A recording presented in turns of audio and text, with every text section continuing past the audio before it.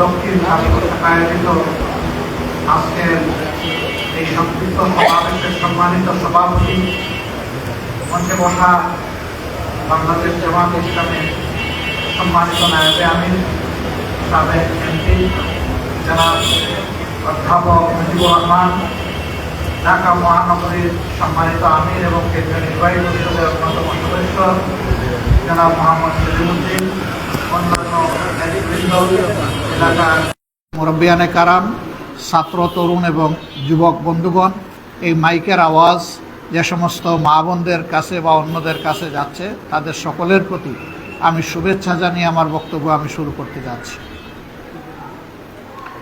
বাংলাদেশ আমাদের প্রিয় জন্মভূমি। আল্লাহ রাব্বুল আলামিন এই দেশটিতে আমাদেরকে তার ইচ্ছায় পয়দা করেছেন। ছোট্ট একটি দেশ, বিপুল সংখ্যক মানুষ। এত ছোট দেশে দুনিয়ার কোথাও এত মানুষ নেই। বহু দেশ আছে, আমাদের একটা উপজেলার সমানও মানুষ নাই। আমরা এমন একটা দেশে যুগ যুগ ধরে বসবাস করছি, বিভিন্ন ধর্ম বর্ণের মানুষ পাশাপাশি থেকে সাম্প্রদায়িক সংহতি রক্ষা করেই আমরা চলছি। আমরা যদি আশপাশের দেশগুলোর দিকে তাকাই, মায়ানমারের দিকে দৃষ্টি দিলে দেখব সেখান থেকে আরাকানের মুসলমানদেরকে কিভাবে কষ্ট দিয়ে খুন করে, আমাদের মা বোনদের ইজ্জত লুণ্ঠন করে, জোর করে তাদের আপন জন্মভূমি থেকে তাদেরকে আমাদের দেশে পাঠিয়ে দেওয়া হয়েছে। এই দেশ এর পরবর্তী পর্যায়ে আমরা দেখতে পাচ্ছি যে নিজেদের মধ্যে তুমুল গৃহযুদ্ধে তারা লিপ্ত রয়েছে। পাশে আরেকটি বড় দেশ ভারত, সেখানেও দেখবেন যখন তখন ভারতের সংখ্যাগরিষ্ঠ যে সম্প্রদায় আছে, তারা বিশেষভাবে মুসলমান এবং নির্বিশেষে অন্যান্য সকল ধর্মের মানুষের উপর যখন তখন তারা ঝাঁপায় পড়ে। সেখানেও খুন হয় মানুষ, সেখানেও ইজ্জত যায় আমার মায়ের, সেখানে লুণ্ঠন হয় সম্পদ, সেখানে আগুন ধরে ঘর বাড়িতে, এবং শেষ পর্যন্ত তারা নিজস্ব জায়গা ছেড়ে চোখের পানি ফেলে ফেলে চলে যেতে বাধ্য হয়। এরকম একটা বিভীষিকাময় অবস্থা সেখানে বিরাজ করছে। তার পাশাপাশি যদি আমরা বাংলাদেশের অবস্থা চিন্তা করি, তাহলে এ ধরনের দৃশ্য আমরা খুব একটা দেখতে পাই না। হঠাৎ হঠাৎ মতলববাজ কিছু লোক দুষ্ট আচরণ করলেও গোটা সমাজ যারা নির্যাতিত তাদের পাশে দাঁড়িয়ে যায় এবং তাদের পাশে দাঁড়িয়ে তাদেরকে সাহস হিম্মত দেয়, সহযোগিতা করে, বাঁচার জন্য লড়াই করার জন্য আশা জাগায়। এটি হচ্ছে বাংলাদেশের বৈশিষ্ট্য। আলহামদুলিল্লাহ, এটিও হোক, এটা আমরা চাই না। আমরা চাই যে মিলেমিশে আমরা সবাই থাকব। কে কোন ধর্মের অনুসারণ হবে এটা আল্লাহ তাআলার ফয়সালার ব্যাপার। আল্লাহ যাকে দ্বীনের জন্য কবুল করবেন সেই কেবল দ্বীনের নিয়ামত হাসিল করতে পারবে। আমরা জোর করে কাউকে ইসলামে দীক্ষিত করার কোনো অধিকার আমাদের নেই। বরঞ্চ যে যে ধর্মেরই হোক, এদেশের নাগরিক হিসাবে আমরা তার প্রতি শ্রদ্ধাশীল। সে আমার মা হোক অথবা আমার ভাই হোক, সকলের ক্ষেত্রে আমাদের একই দৃষ্টিভঙ্গি। আপনারা দেখেছেন, আমরা 15.5 বৎসর বড় কষ্টে ছিলাম। আমাদের উপর বিভিন্ন ধরনের জুলুম অত্যাচার করা হয়েছে। অফিস আমাদের বন্ধ করে দেওয়া হয়েছে, নেতৃত্বকে খুন করা হয়েছে, জেলে পুরে রাখা হয়েছে, আমাদের নিবন্ধন কেড়ে নেওয়া হয়েছিল, আমাদের প্রতীকও কেড়ে নেওয়া হয়েছিল, এবং শেষ মুহূর্তে, একেবারে শেষ মুহূর্তে এসে আমাদেরকে নিষিদ্ধ ঘোষণা করা হয়েছিল। আমাদের নেতাকর্মীদের ঘর বাড়ি বুলডোজার দিয়ে ভেঙে ফেলা হয়েছিল। আমরা সব কিছু বুকে চেপে আমরা প্রিয় দেশবাসীর পাশে ছিলাম। যখনই দেশবাসীর যেখানে যে সমস্যা দেখা দিয়েছে, বিশেষ করে বিভিন্ন দুর্যোগের সময়, আমরা আমাদের দিকে তাকাইনি, আমরা তাকিয়েছি আল্লাহ তাআলার সাহায্যের দিকে। আমরা স্মরণ করেছি আমাদের দায়িত্বের কথা। আমরা ছুটে গিয়েছি বিপন্ন মানুষের কাছে। সেখানেও ছুটে দিতে আমরা সেখানে গিয়ে খুঁজি নাই কে কোন দলের আর কে কোন ধর্মের। আমরা দেখেছি তিনি মানুষ, তিনি আক্রান্ত, ক্ষতিগ্রস্ত, আমার দায়িত্ব তার পাশে দাঁড়ানো। আমরা সামর্থ্য অনুযায়ী তাদের পাশে দাঁড়িয়েছি। আমি ছোট্ট একটা গল্প বললে বিষয়টা ক্লিয়ার হবে। কিছুদিন আগে নিশ্চয়ই আপনাদের স্মরণ আছে, মাগুরার আসমা নামের একটা মেয়ে, তাকে তার আত্মীয়ের বাড়িতে ক্ষতিগ্রস্ত করে তাকে মৃত্যুর দিকে ঠেলে দেওয়া হয়েছিল এবং ঢাকার সিএমএইচ আপনাদের খুবই নিকটে, সেখানে চিকিৎসাধীন অবস্থায় সে দুনিয়া থেকে বিদায় নিয়েছে। আল্লাহ তাআলা তাকে শহীদ হিসাবে কবুল করুন। অসহায় গরিব পরিবারের একটা মেয়ে। আমরা এই খবর পাওয়ার পরে তার পিতামাতাকে সান্ত্বনা দিতে গিয়েছিলাম। তাদের অবস্থা দেখে বাবা মানসিক ভারসাম্যহীন, এই ঘরে আর কোনো পুরুষ নাই, সবাই মেয়ে লোক, এরকম একটা অসহায় পরিবার। তাদেরকে জিজ্ঞেস করলাম আপনারা চলেন কিভাবে? তারা যা বলল তার দস্তুর মতো বিস্মিত হওয়ার মতো, খুবই কঠিন অবস্থায় তারা চলে।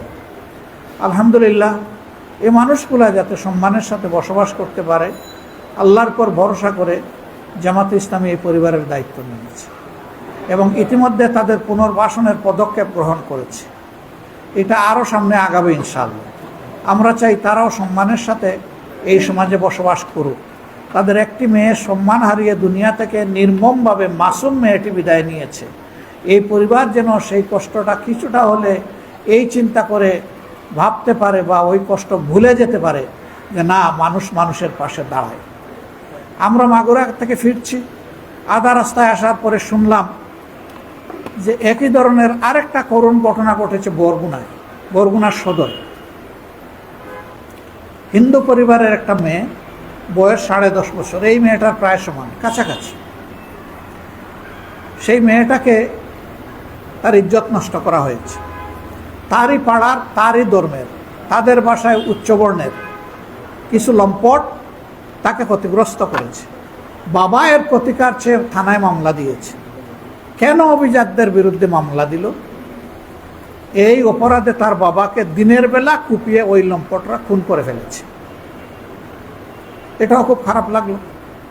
পরের দিন চেষ্টা করলাম বরগুনা যাওয়ার, সেই পরিবারের দুয়ারে হাজিরা দেওয়ার। সেখানেও গিয়ে দেখি যিনি মারা গিয়েছেন ভদ্রলোক, তার মা আছেন যার বয়স আমার অনুমান 90 বছরের কাছাকাছি হবে, অত্যন্ত বয়স্কা মহিলা। তার স্ত্রী ঠিক বয়সটা হয়তো মধ্যবয়সী হবেন, কারণ বড় মেয়ে যার ইজ্জত নষ্ট করা হয়েছে তারই তো বয়স মাত্র 10.5-11 বছর। এরপরে একটা মেয়ে আছে 4.5 বছরের, আর কুলে একটা মেয়ে আছে 2.5 মাসের। এই পরিবারে আর কোনো পুরুষ নাই, ওই পরিবারের মতো। আমি জিজ্ঞেস করলাম যিনি নিহত হয়েছেন, খুন হয়েছেন, কি করতেন? তারা বললেন যে তিনি মুরুগের যে দোকান আছে সেখানে একজন কর্মচারী হিসাবে কাজ করতেন। আমি অনুমান করতে পারলাম বরগুনার মতো জায়গায় তিনি কত বেতন পেতে পারেন। আমি জিজ্ঞেস করলাম আর কি কোনো বিকল্প উপার্জনের ব্যবস্থা ছিল আপনাদের? বললে না বাবা, আমাদের আর কিছু ছিল না। কষ্ট পেলাম। ওই শিশু বাচ্চাটাকে কুলে নিলাম, বললাম যে এই বাচ্চা পালবেন কেমনে, এটা আমারে দিয়ে দেন, আমি নিয়ে যাই। বললো আপনি নিয়ে গেলে আমি স্বস্তি বোধ করবো, আপনি নিয়ে যান, আপনাকে দিয়ে দিলাম।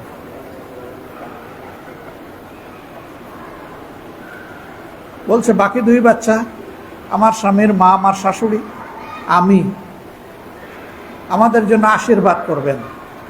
আমি সামনে কিছুই দেখতে পাচ্ছি না, আমি ভয় পাচ্ছি আমরা কেমনে বেঁচে থাকব। কুলের বাচ্চা আবার মহিলার কুলে ফিরিয়ে দিলাম। বললাম যে এখন আমাদের বাচ্চা আপনি লালন পোষণ করবেন। আর এই বাচ্চার বয়স 18 বছর মিনিমাম না হওয়া পর্যন্ত আল্লাহ তাকে হায়াত দিন। এই সময় পর্যন্ত পুরা পরিবারের দায়িত্ব জামাতে ইসলামী কবুল করল, আলহামদুলিল্লাহ। তার হাতে 3 মাসের চলার মতো খোরাক, তিনি যা পেতে পারেন তার ডাবল পরিমাণ চিন্তা করে দিয়ে আসলাম এবং বললাম যে ইনশাআল্লাহ জুলাই মাস থেকে আপনি জুলাই মাসের 1 তারিখ, পরবর্তী মাসের 1 তারিখ, তারপরের মাসের 1 তারিখ, মাস যেটাই আসবে তার 1 তারিখ এই পরিমাণ খরচ আপনার হাতে চললে আপনি পৌঁছলে আপনি চলতে পারবেন কিনা। উনি বললেন বাবা এটা তো কল্পনাও করি না, এত রুজি তো আমার স্বামীর ছিল না। আমি বললাম হ্যাঁ, স্বামীরটাই দিলাম না এই কারণে যাতে কষ্টটা ভুলে থাকতে পারে। দোয়া করেন আমাদের দেওয়া ওয়াদা পূরণে আল্লাহ যেন আমাদেরকে সাহায্য করেন। এইরকম জুলাইয়ে যারা নিহত হয়েছেন তাদের অনেকেই শ্রমিক, খুবই গরিব মানুষ। আমরা সমস্ত শহীদদের জীবনী তুলে এনেছি। 10 ভলিউমে আগে ছিল, এখন আরও 2 ভলিউম তৈরি হয়েছে। প্রায় 1,500 পৃষ্ঠার এই ভলিউমগুলো তৈরি হয়েছে। তো সেখানে 72 ভাগ মানুষ আমরা দেখতে পেলাম একেবারেই প্রান্তিক গরিব। এই লোকটাই ছিল তাদের পরিবারের সম্বল, তারা চলে গিয়েছে। আমরা চেষ্টা করেছি প্রত্যেকটি পরিবারে পৌঁছার, এবং চরম অসহায় যারা আল্লাহর উপর ভরসা করে তাদেরও দায়িত্ব নেওয়ার। কিন্তু আলহামদুলিল্লাহ এই সমাজের মানুষের সকলের মন মরে যায়নি। বিভিন্ন জায়গায় খবর পেয়ে অনেকে আমাদের কাছে ছুটে এসেছেন যে ওই পরিবারটার দায়িত্ব আমাকে দেন, আমি নিতে চাই। আপনি নিতে চান? আলহামদুলিল্লাহ, আল্লাহর জন্য আপনাকে দিয়ে দিলাম। এই ঢাকার নারায়ণগঞ্জের সাইনবোর্ডে মাসুমা নামের একজন মেয়ে, তিনি উপর থেকে হেলিকপ্টারের ছোড়াগুলিতে নিহত হয়েছেন। কোলে তার 2 মাসের শিশু বাচ্চা ছিল। কোল থেকে বাচ্চাটা ছিটকে পড়ে গেছে। শুকুর আল্লাহ তাআলার, এই বাচ্চার কিছুই হয়নি। গায়ে সামান্য আঁচড় লাগারও কোনো চিহ্ন নাই। বাচ্চা বেঁচে গেছে, মা চলে গেছে। স্বামী গার্মেন্টস শ্রমিক। আমরা সেখানে তাদেরকে দেখতে গেলাম। এই ক্ষেত্রেও বাচ্চাটার দায়িত্ব আল্লাহর উপর মেহরবানি ভরসা করে আমরা কবুল করলাম। ঢাকার একজন বড় শিল্পপতি, তার কোনো বাচ্চা কাচ্চা পান নাই। তিনি ওই খবরকে পরিবারে গিয়েছেন, বলেছেন এই বাচ্চাটা আমাকে দেন, আমি দত্তক নিতে চাই, তারে পালতে চাই আমার নিজের মেয়ে হিসাবে। যিনি মারা গেছেন তার নাম সুমাইয়া, তার মেয়ের নাম সুবাইতা। সুবাইতার দায়িত্বটা আমি নিতে চাই, আমার মেয়ে বানাতে চাই। তারা তখন বলল যে আমাদের কঠিন বিপদের সময়ে জামাতের লোকেরা আমাদের কাছে এসেছিলেন, তাদের আমির সাহেব এসেছিলেন, আমরা তো বেবি তাকে দিয়ে দিয়েছি, সুতরাং তার অনুমতি ছাড়া আমরা কিছুই করতে পারবো না, আমাদের কিছু করার নেই। সেই লোক আমাকে খুঁজে বের করে আমার কাছে এসেছেন, বিশাল বিত্তশালী মানুষ। আমি বললাম যে ভাই, আমি আপনার হয়ে তাদেরকে রিকোয়েস্ট করতে পারবো, কিন্তু বাধ্য করতে পারবো না। তারা যদি খুশি হয়ে আপনাকে দেয়, আমাদের কোনো আপত্তি নেই, আমরাও খুশি থাকবো। আমরা চাই বাচ্চাটা ভালোভাবে বড় হয়ে গড়ে উঠুক। আমি তাদেরকে যখন বললাম, এই মেসেজ পাঠালাম, তখন বলল যে আমাদের শিল্পপতি হওয়ার দরকার নেই, বাচ্চাটা আপনাদের কুলে থাকুক, সেটাই আমরা চাই। আল্লাহু আকবার। মানুষের এই ভালোবাসার মর্যাদা কি দিয়ে আমরা পরিশোধ করতে পারবো বলেন? সারা বাংলাদেশ ঘুরে ঘুরে আমরা চেষ্টা করেছি এই দুঃখী মানুষগুলোকে আমাদের বুকের বিছানায় জায়গা দিতে। কতটা পেরেছি আল্লাহ ভালো জানেন। কেন আমরা এটা করি? আমরা করি এই কারণে যে মানুষ আশরাফুল মখলুকাত। এই মানুষকে আল্লাহ সবচেয়ে বেশি ভালোবেসে সমস্ত সৃষ্টির পর তাকে গুরুত্ব দিয়েছেন, প্রাধান্য দিয়েছেন। এই মানুষকে আমরা যদি সম্মান করি, তাহলে আল্লাহর ভালোবাসা আমরা পাবো। শুধু ওই আল্লাহ তাআলার ভালোবাসার কাঙ্গাল হয়ে এই কাজটা আমরা করি। এবং আমরা বিশ্বাস করি সমাজে যদি এই ধরনের দরদ ভালোবাসার ভিত্তিতে একটা সমাজ গড়ে ওঠে, তাহলে সেই সমাজটাই কল্যাণ রাষ্ট্র, যেখানে প্রত্যেকটা মানুষের কাছ থেকে সম্মান পাবে, ভালোবাসা পাবে। রাষ্ট্রের কাছ থেকেও সম্মান পাবে, ভালোবাসা পাবে। মানুষ বসবাস করবে তার নিরাপত্তা নিয়ে এবং তার মর্যাদা নিয়ে। এই দুইটা জিনিস সে ভোগ করবে। আবাল বৃদ্ধ বনিতা যারাই আছে, সকলে যার যার জায়গায় খুশি থাকবে, এমন একটা রাষ্ট্র আমরা গড়ে তুলতে চাই। সম্মানিত ভাইয়েরা, এই রাষ্ট্রটা তাহলে কিভাবে গড়ে উঠবে? এই রাষ্ট্র গড়ে উঠবে যদি সেই রাষ্ট্রটা আসলেই এমন একটা আদর্শকে, বাস্তব আদর্শকে অনুসরণ করে, যেটা দুনিয়ায় ছিল, যেটা দেখে শিক্ষা নেওয়া যায়। হ্যাঁ, সেই আদর্শটা হচ্ছে নবী করিম সাল্লাল্লাহু আলাইহি সাল্লামের আদর্শ। তিনি তার জীবনের শেষ প্রান্তে গিয়ে বলেছিলেন, ও জগৎবাসী, তোমরা জেনে রাখো, তোমাদেরকে এমন একটি যুগ এবং এই ব্যাপারে আল্লাহর দরবারে আমাকে হিসাবের মুখোমুখি হতে হয়, সেই হিসেবে কোনো অবৈধ প্রভাব কেউ থাকতে পারবে না।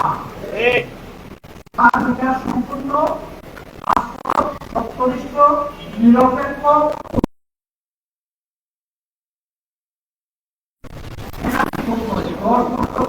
পর্যন্ত করে আপনি খুনের শাস্তি, ফাঁসি, কয়বার সংস্কার আপনি তাকে ফাঁসি দিলেন, একবারের বেশি পাবেন না। কিন্তু আল্লাহর দরবারে সেই শাস্তি আছে। আল্লাহ একটা ফাঁসির জন্য যে শাস্তি কাউকে দিবে, 10টা ফাঁসি যদি করে থাকলে তার 10 দেওয়ার একটা আল্লাহ তাআলাই বলা আছে, কোনো মানুষের নাই। হয়তো একটা মানুষের থাকবে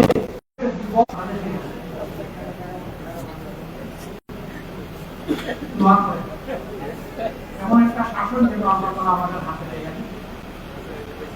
শাসন যারা দেশ যারা চালাবেন তারা নিজে চাঁদাবাজি করবেন না, আর যারা চাঁদাবাজি করে তাদের হালাল ব্যবস্থা করে দিবেন যাতে তাদের চাঁদাবাজির প্রয়োজন না হয়। তাদের কষ্ট হবে না, আমরা ইনশাআল্লাহ তাদেরকে সম্মানজনক টাকা করে দিব ইনশাআল্লাহ। এর আগ পর্যন্ত আমাদের আল্লাহ যা সম্পদ দিয়েছেন ভাগাভাগি করে খাবার হাত ধরে বলবো, ভাই তুই চাঁদাবাজি করিস, যদি আমাদের কথা শুনিস তাহলে তুই আমার ভাই, আর যদি না শুনিস তাইলে ভাই আমি তোর সামনে দাঁড়াই দেবো, তোকে চাঁদাবাজি করতে যাবো। ব্যবসায়ীরা অতিষ্ঠ বলে আগে কাটে দিলে হয়তো এখন 5 কাটে দেওয়া লাগে, দিল্লি আগের চেয়ে বেড়ে গেছে। আমরা ব্যবসায়ীদেরকে বলেছি আপনারা আপনাদের দায়িত্ব পালন করেন, আল্লাহ সুযোগ দিলে আমরা ইনশাআল্লাহ আমাদের দায়িত্ব পালন করব। বৈষম্যহীন বাংলাদেশটাই ছিল আমাদের তরুণ সমাজের নাম, উই ওয়ান্ট জাস্টিস। আমরা এটাকে অভিনন্দন জানাই। কত পোস্টমার্টম আমার করে আমাদের দলের করে তার কোনো সীমা নাই। আমরা দেখি না কোন পাশে আমার সমালোচনা করবো, দেখি সমালোচনার মধ্যে আমার জন্য শিক্ষণীয় কিছু আছে, যেটা শিক্ষণীয় সেটা আমি ধারণ করবো, যেটা শিক্ষণীয় না তাকে আমি ক্ষমা করে দেবো, ওটার পিছনে আমি দৌড়াবো, তার উপর হিংসা রাখবো না। সম্মানিত ভাইয়েরা, আসুন আমাদের প্রিয় জনগণের এই প্রত্যাশা পূরণে কোরআনের ভিত্তিতে আমরা এখানে মত বাংলাদেশ সমাজ গড়ে তোলার জন্য বৈষম্যহীন এবং দুর্নীতিমুক্ত একটা সমাজ গড়ে আমরা আমাদের আগামী প্রজন্ম যারা কেউ দুনিয়ায় কেউ আসে নাই তাদের জন্য একটা নিরাপদ আবাস আমরা গড়ে দিয়ে এটি হবে আমাদের জীবনের পরম পাওয়া। আমাদের সন্তানদের জন্য একটা সুন্দর দেশ আমরা উপহার দিয়ে দেব। আমাদের কথার মধ্যে কোনো ওয়াদা নাই, বড় ধরনের ফুলগুলি নাই, এই করে দেবো ওই করে দেবো, উন্নয়নের জ্বরে আসমানে নিয়ে যাবো, এই ধরনের কথা বলা ওরা আমরা সমীচীন মনে করি না। তবে হ্যাঁ, নির্বাচন সামনে রেখে সরকারের যদি আপনাদের ভালোবাসা নিয়ে আমরা দেখতে পারি তাহলে দেশকে নিয়ে আমাদের কি চিন্তা ভাবনা, আমাদের যুব সমাজের জন্য আমাদের কি পরিকল্পনা, আমাদের মা বোনদের জন্য কি পরিকল্পনা, আমাদের শ্রমিক সমাজের জন্য কি পরিকল্পনা, ব্যবসায়ী বন্ধুদের জন্য কি পরিকল্পনা, শিক্ষা বিভাগে যারা আছেন তাদের জন্য আমাদের কি পরিকল্পনা, দেশের অর্থনীতি নিয়ে আমাদের কি পরিকল্পনা, বিভিন্ন দেশের সাথে সম্পর্কের ক্ষেত্রে আমাদের কি পরিকল্পনা, আমরা ইনশাআল্লাহ সবিস্তারের জন্য আমাদের সামনে দেব। তবে আমরা যা বিশ্বাস করবো এবং যা অনুমান করবো যে আল্লাহ প্রকৃতি এটা করতে পারবো, আমরা সেগুলো করবো। যেটা পারবো না এমন কোনো মিথ্যা আশ্বাস আমরা জাতিকে দেওয়ার দুটাকে মানুষের সমর্থন নেওয়াকে আমরা জায়েজ মনে করি না। এটা যেভাবেই হোক না আল্লাহ যেন এমন একটি সুষ্ঠু নির্বাচন বাংলাদেশে পাওয়ার জন্য এই জনগণকে বিশেষ উৎসাহিত করি। আমরা বিভিন্ন ধরনের কথা শুনতে পারবো, অমুক হবে তমুক হবে তখন হবে, মনে রাখবে এই জাতি রক্ত দিয়ে পরিবর্তন এনেছে, সেই জাতি অধিকারের জন্য প্রয়োজনে আবার রক্ত দিয়ে হাত লম্বার থাকতে এই জন্য এখন থেকে আমাদের থাকতে হবে। আমার অধিকার আমার ভোট, কোন ডাকাতকে আমি চিন্তাই করতে হবে, প্রত্যেকটি মানুষের বিরুদ্ধে নিশ্চিত করতে হবে। আমরা জোরালো দাবি তুলেছি, যারা আছে এবার তারা আমাদের সাথে সমানতালে যুক্ত করে বিপদ লাগলে তাদের ভোটাধিকার অবশ্যই দিতে হবে, তৈরি করে দিতে হবে। আমরা দাবি করেছি আমাদের একজন যুবক যে ভোটার বয়সের উপযুক্ত হয়েছে কেউ যেন ভোটার তালিকা বাদ না। আবার মৃত যে সমস্ত বায়বীয় ভোটার আছে তাদেরকে যেন সাদাই বাছাই করে ভোটার তালিকা পরিচালনা করা হবে।